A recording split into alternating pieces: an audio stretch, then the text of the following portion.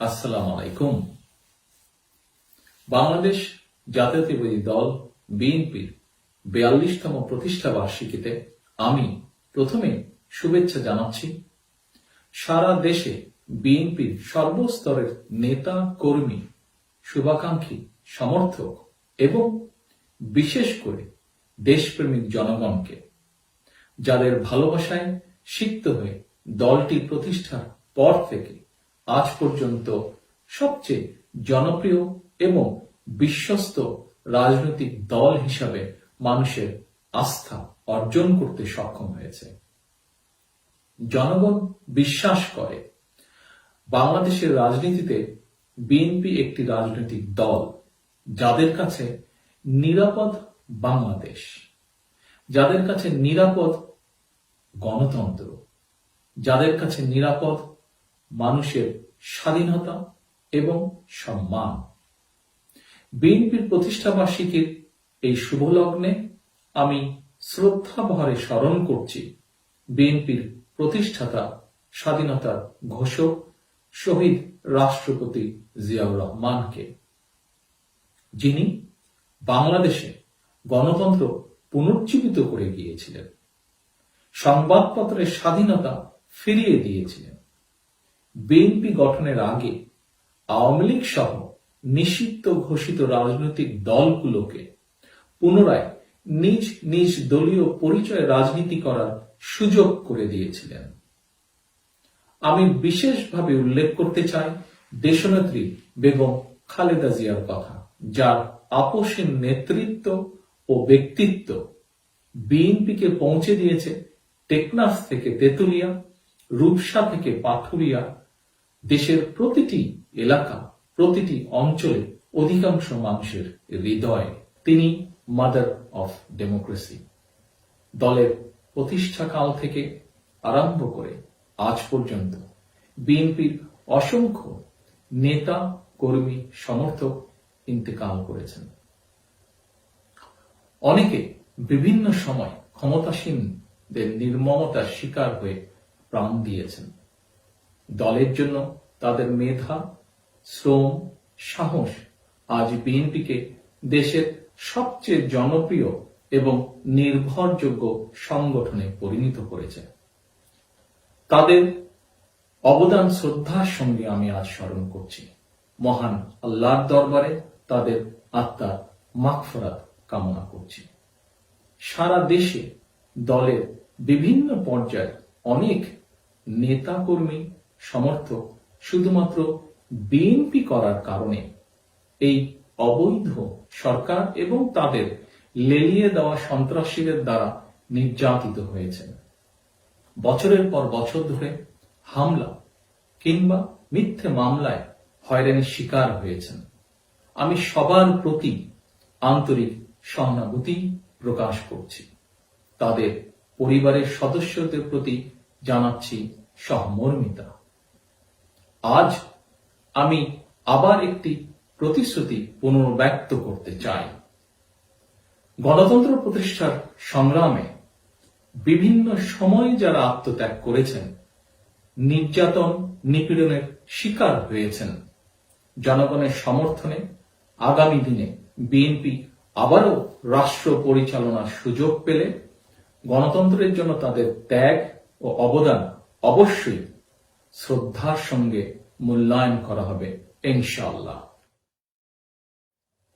প্রিয় দেশবাসী এবং বিএনপির নেতা ও কর্মীবৃন্দ, দেশের সবচেয়ে জনপ্রিয় এবং জনসমর্থিত দল হওয়া সত্ত্বেও বাংলাদেশের অগ্রযাত্রা বিরোধী দেশি বিদেশি নানা অপশক্তির ষড়যন্ত্রে দেশে গণতন্ত্রের কবর রচনা করা হয়েছে, মানবাধিকারের কবর রচনা করা হয়েছে। গত এক দশকেরও বেশি সময় ধরে বিএনপিকে ক্ষমতা থেকে দূরে রাখার অপচেষ্টা অব্যাহত রয়েছে। দেশে এখন সরকারি বয়ানের বাইরে জনগণের কিছু বলার কিংবা গণমাধ্যমে স্বাধীন মত প্রকাশের স্বাধীনতা নেই। বর্তমানে এক শ্বাসরুদ্ধকর পরিস্থিতির মধ্যে দিয়ে অতিবাহিত হচ্ছে মানুষের জীবন। একদিকে স্বৈরাচারী শাসকের শোষণে নিষ্পেষিত জনগণ, অপরদিকে মরণঘাতী করোনা ভাইরাস, কয়েকটি জেলায় বন্যার ভয়াল থাবা, আর সব মিলিয়ে চলছে দেশে এক নীরব দুর্ভিক্ষ পরিস্থিতি। বেড়েই চলেছে চাল, ডাল, আটা, তেল সহ নিত্য প্রয়োজনীয় দ্রব্য মূল্য। চারদিকে এমন বিপদের মধ্যে বাংলাদেশের জন্য আরেকটি বড় সমস্যা মিয়ানমার থেকে আশ্রয় নেওয়া প্রায় 11 লক্ষ রোহিঙ্গা জনগোষ্ঠী। রোহিঙ্গা পরিস্থিতি ক্রমেই জাতীয় সংকটে রূপ নিচ্ছে। গত 3 বছরেও বাংলাদেশ একজন রোহিঙ্গাকেও তাদের জন্মভূমি মিয়ানমারে ফেরত পাঠাতে পারেনি। নিশিরাতের সরকারের নতজানু কূটনীতির কারণে রোহিঙ্গা ইস্যু মোকাবেলায় আন্তর্জাতিক বিশ্বে বাংলাদেশ হয়ে পড়েছে একা। প্রতিটি ঘটনাকেই সরকার হীন ও দলীয় স্বার্থে ব্যবহার করতে গিয়ে বারবার দেশকে বিপদের মুখে ঠেলে দিয়েছে। 2009 সালের ফেব্রুয়ারি মাসে বিডিআর পিলখানার সুপরিকল্পিত সেনা হত্যাযজ্ঞের বিভীষিকাময় স্মৃতি জনগণ এখনো ভুলে যায়নি। সেই নারকীয় সেনা হত্যাযজ্ঞে দলীয়ভাবে আওয়ামী লীগ লাভবান হলেও অপূরণীয় ক্ষতি হয়েছে বাংলাদেশের। বিডিআর বিদ্রোহের নামে পিলখানায় সেনা হত্যাযজ্ঞ না ঘটলে এত বিপুল সংখ্যক রোহিঙ্গা জনগোষ্ঠীকে বাংলাদেশের দিকে কেউ ঠেলে পাঠানোর সাহস পেত কিনা, অথবা অবসরপ্রাপ্ত মেজর সিনহাকেও এভাবে পুলিশের হাতে নির্মমভাবে প্রাণ দিতে হতো কিনা জনমনে এমন জিজ্ঞাসা রয়েছে। মেজর সিনহার নির্মম হত্যাকাণ্ডে আবারও প্রমাণিত হয়েছে ক্ষমতা টিকিয়ে রাখতে বর্তমান সরকার পুলিশ বাহিনীর ভেতরে একটি পেশাদার খুনি বাহিনী তৈরি করেছে। পুলিশের ইউনিফর্ম পরা পেশাদার এই খুনি গ্রুপটির কাছে রাজনৈতিক দলের নেতাকর্মী, ভিন্ন মতের মানুষ, পেশাজীবী মানুষ, সাধারণ মানুষ কিংবা সেনাবাহিনীর কর্মকর্তা সবাই সমান। এই খুনি গ্রুপটি যাকেই খুন করুক তাকে সরকার বিরোধী প্রমাণ করা গেলে 7 খুন মাফ। ফলে মেজর সিনহা হত্যাকাণ্ড কোনো বিচ্ছিন্ন ঘটনা নয়, বরং টেকনাফে ওসি প্রদীপের সাম্রাজ্যে এটি তার 205 নম্বর হত্যাকাণ্ড। শুধু টেকনাফ থানাতেই নয়, দেশের প্রতিটি থানাতেই এভাবে হত্যাকাণ্ড চলছে। ভিন্ন দল কিংবা মতের হাজার হাজার মানুষকে গুম কিংবা খুন করা হয়েছে এবং প্রতিনিয়ত হচ্ছে। প্রিয় দেশবাসী, অবহিত বর্তমান ক্ষমতাসীন সরকারটি একাধারে প্রায় 11 বছর ধরে রাষ্ট্র ক্ষমতা দখল করে আছে। একটি রাজনৈতিক দলের একটানা এতদিন ক্ষমতায় থাকার পর প্রতিপক্ষ রাজনৈতিক দলের বিরুদ্ধে মিথ্যাচারের পরিবর্তে এতদিন তাদের নিজেদের সাফল্যের কথা বলার মতন সক্ষমতা অর্জন করার কথা। অথচ গণতন্ত্র হত্যা, মানুষ খুন, গুম, দুর্নীতি আর টাকা পাচার ছাড়া গর্ব করে বলার মতন এই সরকারের কোনো সাফল্য নেই। গণমাধ্যমে এতদিন তারা উন্নয়ন জিগির তুলেছে, অথচ দেখা যাচ্ছে এরা এতদিন জনগণের সঙ্গে শুধু প্রতারণাই করেছে।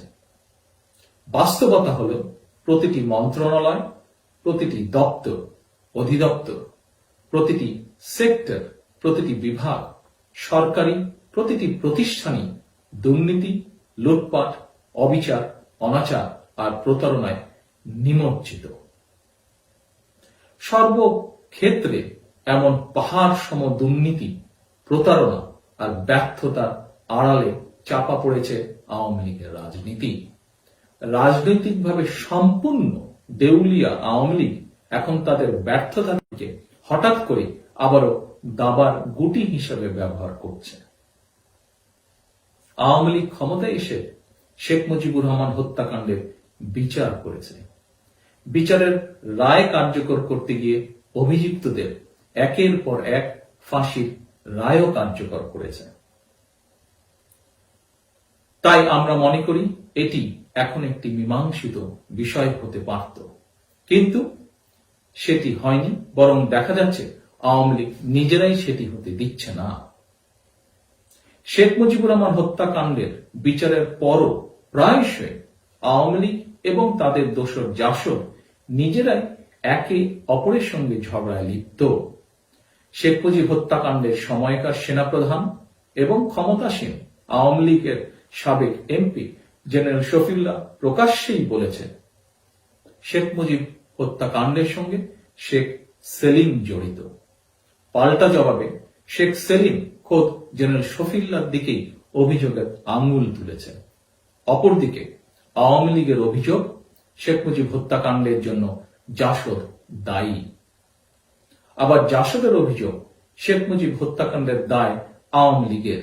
এর প্রমাণ শেখ মুজিব হত্যাকাণ্ডের পরে গঠিত সরকারের মন্ত্রিসভায় সবাই ছিলেন আওয়ামী লীগের কেন্দ্রীয় নেতা। শেখ মুজিবুর রহমানের হত্যাকাণ্ড নিয়ে একদিকে তারা নিজেদের মধ্যে বাকযুদ্ধে লিপ্ত, অপরদিকে চলছে নিজেদের মধ্যে ক্ষমতার ভাগ বাটোয়ারা।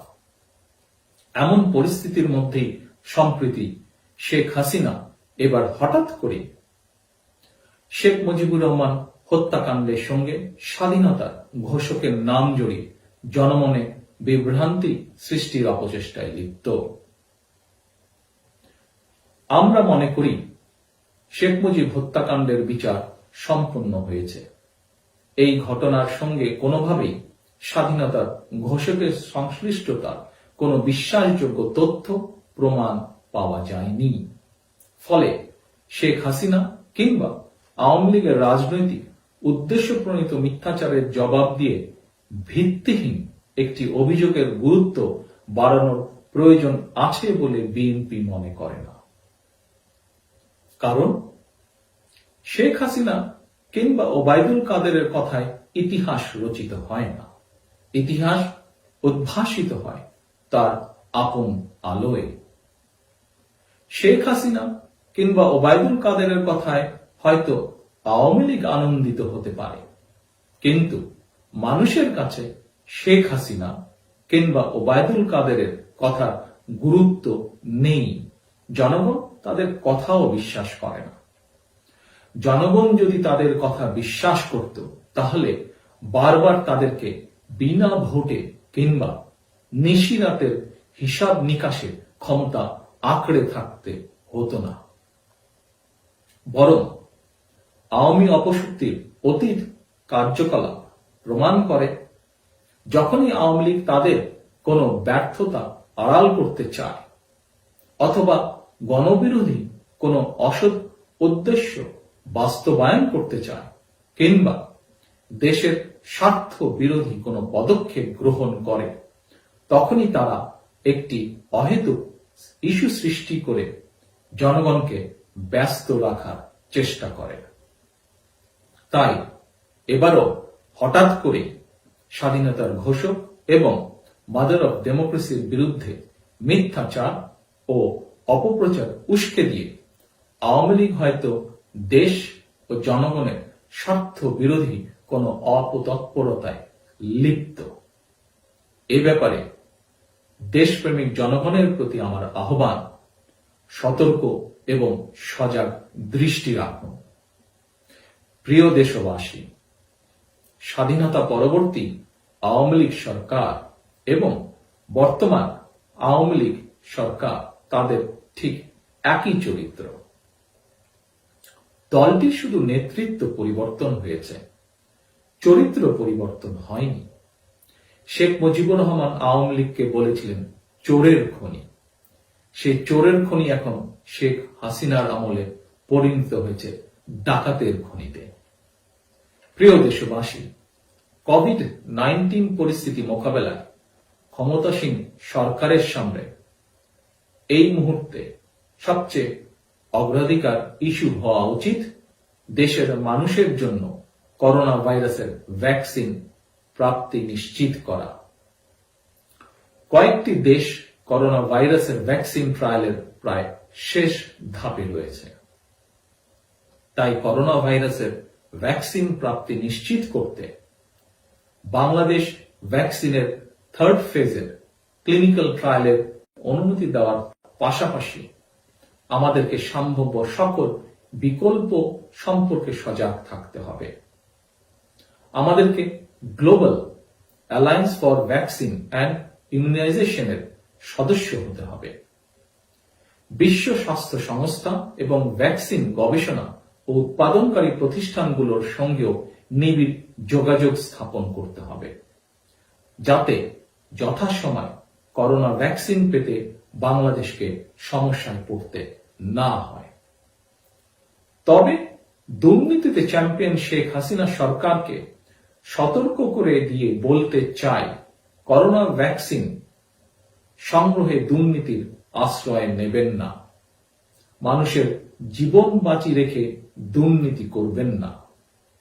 নির্বাচন কমিশন রাতের আধারে যেভাবে নিশিরাতে সরকারের এমপিদের পাশ ফেলের সার্টিফিকেট দিয়েছিল, যেভাবে নিশিরাতে সরকারের অনুসারীরা শতাব্দীকালের আতঙ্ক করোনা ভাইরাস টেস্ট না করেও ইস্যু করেছিল ভুয়া সার্টিফিকেট, ক্ষমতাসীন দলের দুর্নীতিবাজ ও প্রতারকদের কারণে বিশ্ব দরবারে বাংলাদেশের মর্যাদা হয়েছে ক্ষুণ্ণ। দেশে দেশে বাংলাদেশের নাগরিক প্রাপ্তির ক্ষেত্রে যাতে আর কোনো কেলেঙ্কারি না ঘটে সে ব্যাপারে এই দুর্নীতিবাজ সরকারকে সতর্ক করে দিয়ে বলতে চাই, স্বাস্থ্য খাতে সীমাহীন দুর্নীতি এবং অব্যবস্থাপনার কারণে জনগণ বিশ্বাস করে একমাত্র সেনাবাহিনী পারে কোভিড-19 ভ্যাকসিন সঠিকভাবে প্রতিটি মানুষের কাছে পৌঁছে দিতে। প্রিয় দেশবাসী, বিএনপি রাষ্ট্র পরিচালনায় অভিজ্ঞতা সম্পন্ন একটি দল। জনগণের সমর্থন নিয়ে বিভিন্ন মেয়াদে বিএনপি একাধিকবার রাষ্ট্র পরিচালনার সুযোগ পেয়েছে। শহীদ রাষ্ট্রপতি জিয়াউর রহমানের শাসনামলে বাংলাদেশ পেয়েছিল আধুনিক রাষ্ট্রের মর্যাদা। বাংলাদেশকে তলাবিহীন ঝুড়ির অপবাদ ঘুচিয়ে দিয়েছিলেন শহীদ জিয়া। দেশনেত্রী বেগম খালেদা জিয়ার শাসনামলে বিশ্বে বাংলাদেশ এশিয়ার ইমার্জিং টাইগার হিসেবে পেয়েছিল পরিচিতি। এই বাস্তবতায় বিএনপির 42তম প্রতিষ্ঠা বার্ষিকীর এই শুভ লগ্নে আমি দেশ এবং জনগণের স্বার্থে ক্ষমতাসীনদের প্রতি একটি আহ্বান জানিয়ে বলতে চাই, মিথ্যাচার, প্রতিহিংসা এবং কূটতর্কের রাজনীতি থেকে বেরিয়ে আসুন। ব্লেম গেমের রাজনীতির পরিবর্তে জনগণের আস্থা অর্জনের চেষ্টা করুন। স্বাধীনতার ঘোষকের বিরুদ্ধে মিথ্যাচার বন্ধ করে বরং তার অন্যতম একটি যুগান্তকারী ভালো কাজের মতন আপনারাও একটি ভালো কাজ করার চেষ্টা করুন দেশের মানুষের জন্য। প্রিয় দেশবাসী, আপনাদের অনেকেরই মনে থাকার কথা, ডিপথেরিয়া, হোপিং কফ, ধনুষ্টঙ্কা, পোলিও, হাম এবং যক্ষ্মা এই 6টি রোগ মোকাবেলায় 1979 সালের 7 এপ্রিল তৎকালীন রাষ্ট্রপতি জিয়াউর রহমান বাংলাদেশে প্রথমবারের মতো প্রতিটি শিশুকে বিনামূল্যে সার্বজনীন বিসিজি টিকা দান বাধ্যতামূলক করেছিলেন। শহীদ জিয়ার দূরদর্শী সেই সিদ্ধান্তটি ছিল রাষ্ট্রের পক্ষ থেকে নাগরিকদের জন্য একটি বিনিয়োগ। এ প্রসঙ্গে আমি চিকিৎসা বিজ্ঞান সাময়িকী সেল রিপোর্টার্স মেডিসিনে গত 5ই অগস্ট প্রকাশিত একটি গবেষণা প্রতিবেদনের কথা উল্লেখ করতে চাই। নেদারল্যান্ডস, অস্ট্রেলিয়া, ডেনমার্ক, গ্রিস ও জার্মানির বিভিন্ন বিশ্ববিদ্যালয় ও গবেষণা প্রতিষ্ঠানে 24 জন বিশেষজ্ঞের একটি গবেষণা নিবন্ধে বলা হয়, বিসিজি টিকা নেওয়া ব্যক্তিদের করোনা ভাইরাস জনিত অসুস্থতা কম থাকে। সুতরাং এটি প্রমাণিত বিনামূল্যে বাধ্যতামূলকভাবে বিসিজি টিকা দেওয়ার ব্যাপারে শহীদ জিয়ার সেই দূরদর্শী সিদ্ধান্তটির সুফল বর্তমানে বাংলাদেশ পাচ্ছে। শহীদ জিয়া যেভাবে প্রত্যেক শিশুর জন্য বিনামূল্যে বিসিজি টিকা দানের ব্যবস্থা নিয়েছিলেন, একইভাবেও বর্তমানে দেশের প্রতিটি নাগরিকের জন্য বিনামূল্যে করোনা ভাইরাসের টিকার ব্যবস্থা করতে হবে। কারণ বিনামূল্যে করোনা ভাইরাসের টিকা পাওয়া সকল নাগরিকের অধিকার। এটি নাগরিকদের মৌলিক মানবাধিকার। প্রিয় জাতীয়তাবাদী শক্তির নেতা, কর্মী, সমর্থক এবং শুভাকাঙ্ক্ষীবৃন্দ, পরিশেষে আমি আপনাদের দৃষ্টি আকর্ষণ করে বলতে চাই, আসুন আমাদের উদ্দেশ্য, আমাদের স্লোগান, আমাদের লক্ষ্য হোক একটি, দেশ নেত্রী সেই আহ্বান, দেশ বাঁচাও, মানুষ বাঁচাও। তাই দেশ বাঁচাতে, মানুষ বাঁচাতে কারো আদেশের জন্য অপেক্ষা করার প্রয়োজন নেই। সময় পরিস্থিতি বিবেচনা করে যার যার নিজ এলাকায়, নিজ অবস্থান থেকে ঐক্যবদ্ধভাবে গুম, খুন, অপহরণ, দুর্নীতি, অন্যায়, অবিচার, অনিয়মের বিরুদ্ধে ঐক্যবদ্ধভাবে রুখে দাঁড়ান। বিজয় অনিবার্যভাবে হবে জনগণের, বিজয় অনিবার্যভাবে হবে গণতন্ত্রের, ইনশাআল্লাহ।